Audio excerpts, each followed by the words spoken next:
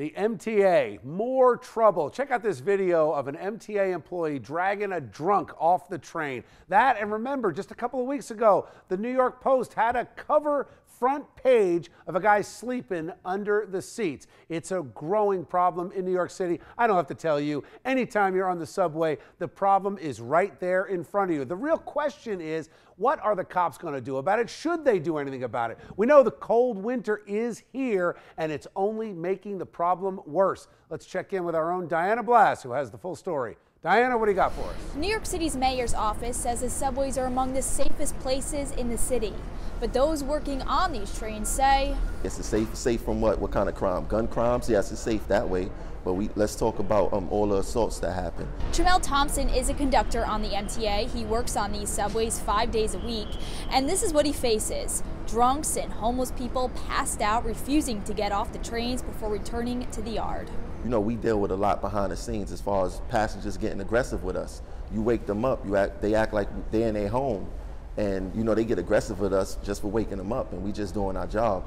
It's not a new problem, but something that gets much worse in the winter. Take a look at this photo in the New York Post. It shows a homeless man sleeping beneath commuter seats. Then there was this video captured by Claude Harris. It shows an MTA worker dragging and kicking a sleeping man on the G train. That worker has since been removed from his post, but transit workers say it only further underlines their need for backup from the MTA and the NYPD. They want cops assigned to all 33 subway stations to assist in passenger removal. I love coming to work. What I don't like is when there's no change. The MTA is not standing up and holding up their end of the bargain as being our employers and protecting not only us, but the riders of New York City.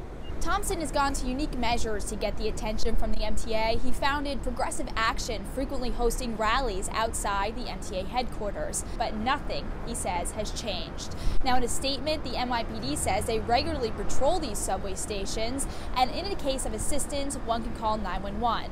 This, as the mayor's office says, homeless people cannot be ejected from the system just because they're facing hard times.